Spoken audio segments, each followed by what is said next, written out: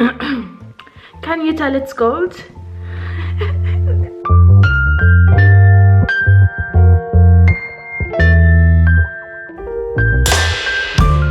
Hello everyone, welcome back to my channel. My name is Audrey and this is Audrey Curates. I feel like I'm a newscaster, which I'm definitely not. I am feeling very cold and I'm also using the scarf to hide my double chin. But hi, hello, how are you? I am doing well. I know I said I will be uploading a lot, but it feels like this is going to be most of my introductions where I'm like, I have a lot of ideas, but I don't have time to film or edit. So bear with me, it's just getting through the scripts that I have planned and all the ideas I want to bring out in the world, but obviously I'm a perfectionist and also a lazy person and I procrastinate, so you know, you win some, you lose some, okay? Today, well, this month and the previous month, I was feeling I was missing St. Andrews very much. I miss traveling. It was also my graduation and it was really sad to spend my graduation on a laptop, and I miss the feeling of that accomplishment of being in St. Andrews and receiving the paper that they give you. And I was like, oh, I miss it terribly, I miss it terribly. And then of course I had some of my viewers come up with new ideas or tell me that I didn't do a particular video because again I procrastinate, and I was like, okay, so I need to start doing more content on St. Andrews and my experience at St. Andrews. And today I am going to do a video on museum and gallery studies. Why can't I say my course name? So if you don't know, I was a student at St. Andrews between 2019 and 2020. I started a Master of Letters in Museum and Gallery Studies and successfully completed it last December. I wanted to do this video because of course if you're looking at doing the course at St. Andrews, hi, I feel your pain because I couldn't find any information on the course while I was searching for it. So I'm hoping that this video can help potential students going into St. Andrews to feel at ease as to whether this course is good for you or not. My intentions of doing a course, so I had a BA in art history and I had a master's in preventive conservation. It doesn't mean that without a BA you don't go into the course. I had done a master's online and I still wanted to do a master's properly in person. So I decided to do museum studies. I've always wanted to do museum studies and I was looking at options. I believe the first course I applied for was at Courtauld Institute, and then I did Richmond University, which I was accepted for, and I also did Glasgow, which I was accepted as well. However, at St. Andrews, I really enjoyed the course structure and how much deliverables this course would give me in a year. At the very end, I ended up with Glasgow and St. Andrews on the table. I personally didn't care about the place I was going to live in. I mean, St. Andrews is a haven when it comes to sea and greenery, and also a town, and it being 1 hour away from Edinburgh, so I was like, that's fine.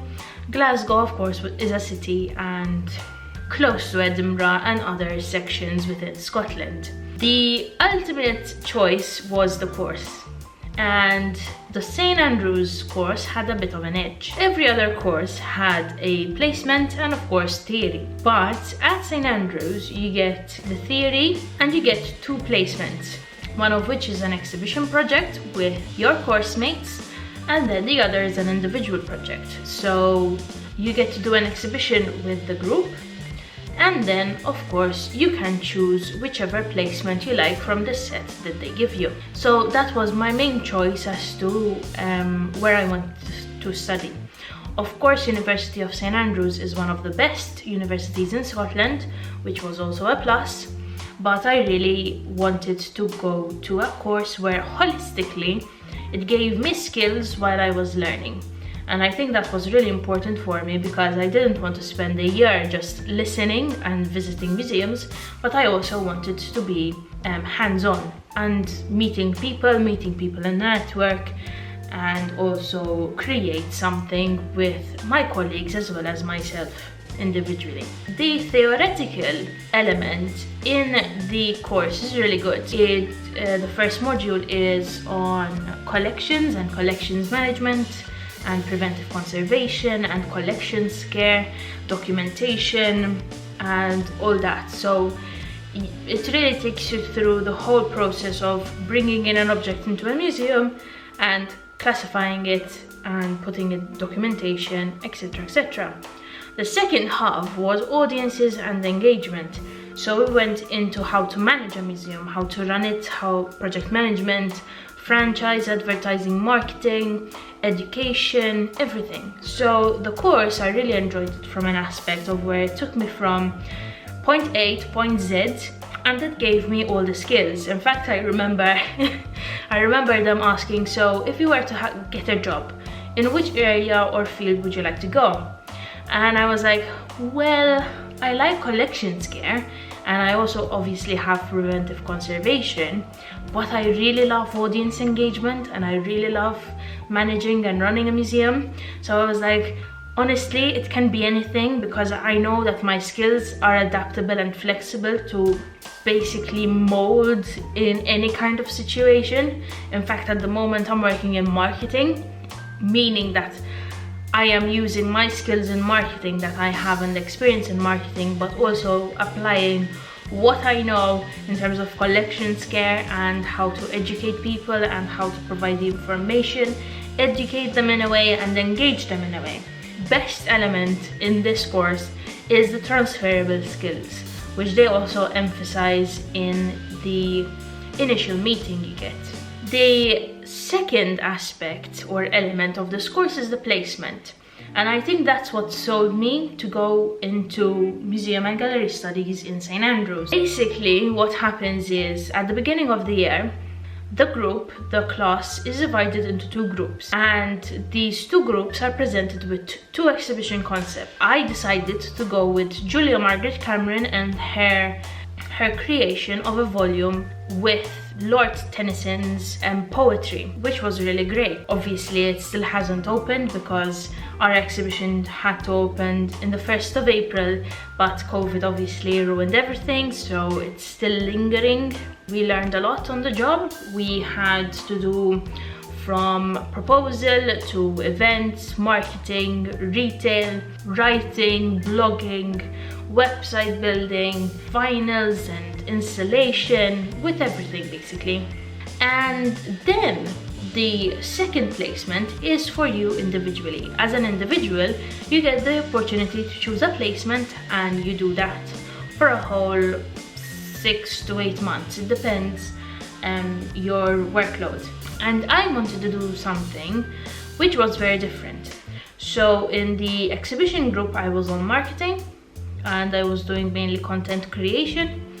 And then for my individual placement, I did documentation and digitization, which was really good. I really enjoyed my time. But one of the tips I would give you is to balance out your placements.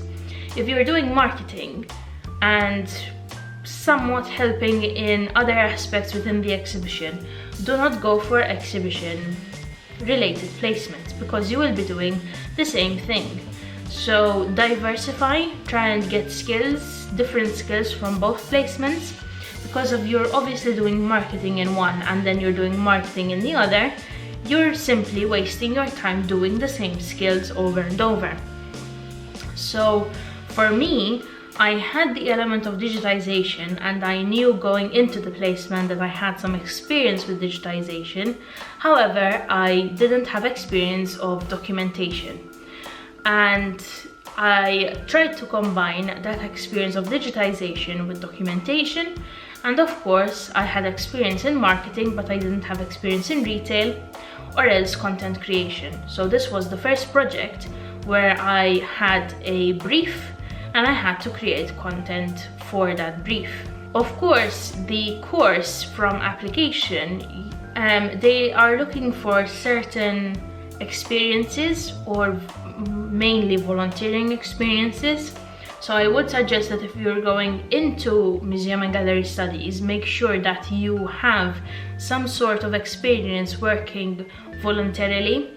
I know that some think it's a waste of time, but it honestly helps, because in the UK, many museums work on volunteers. Before COVID, I had helped put up an exhibition as a volunteer, and during COVID, I actually was a volunteer documenting photographs, and obviously I wasn't paid for it, considering the situation we were in. However, it's still good experience and it's not a waste of time.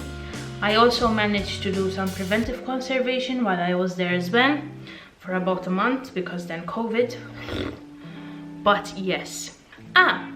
I didn't mention also that with my individual placement, I had the opportunity to propose. So when I went to Museums Association, they had a conference on people entering the museum field.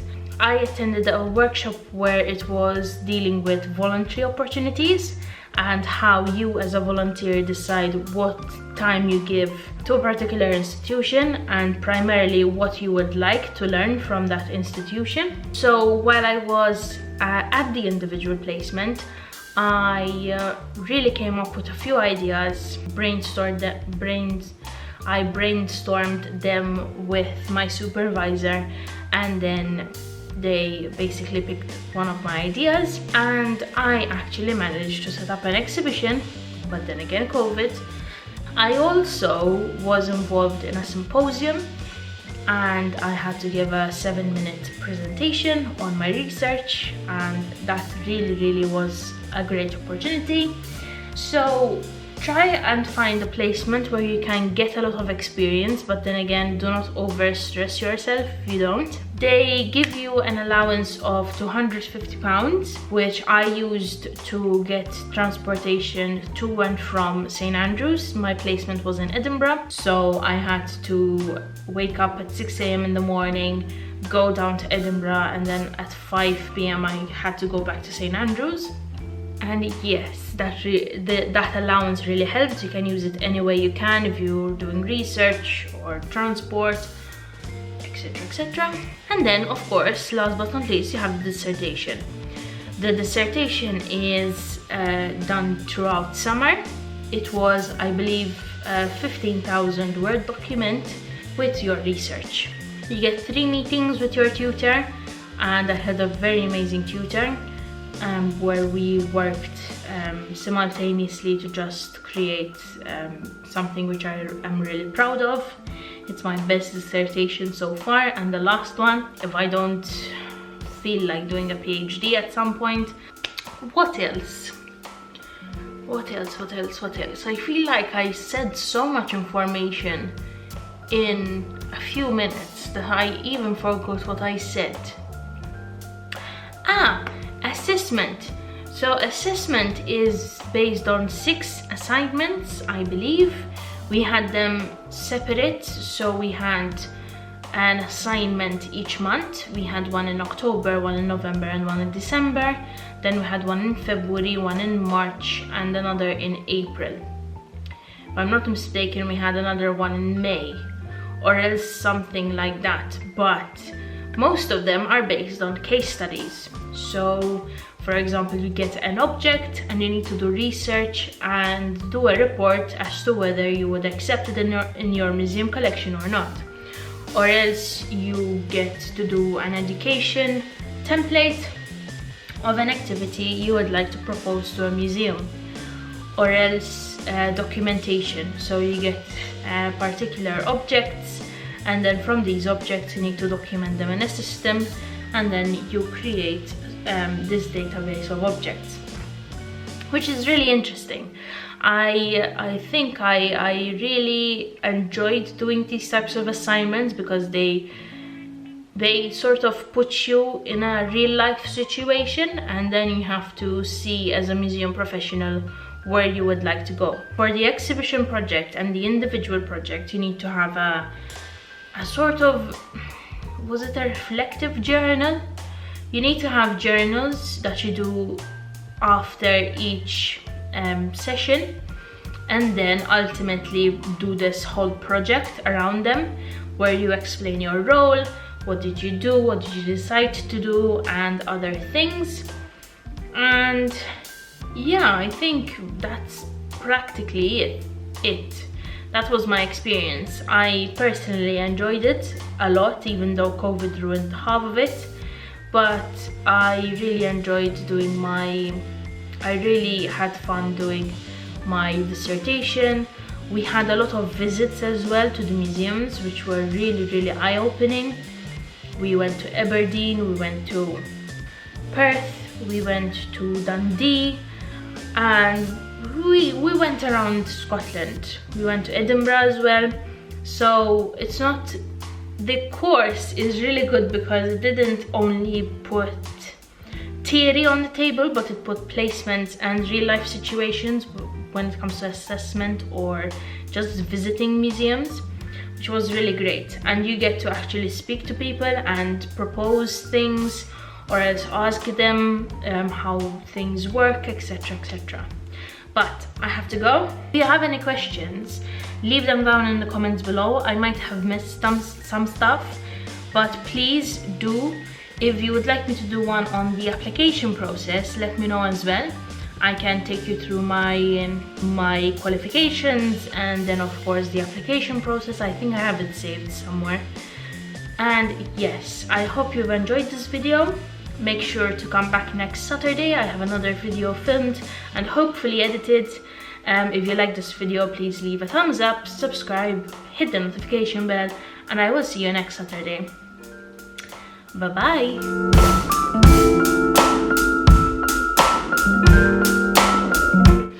Clearly I'm feeling cold, but let me remove this. Expose my double chin. Yeah, let's put that back.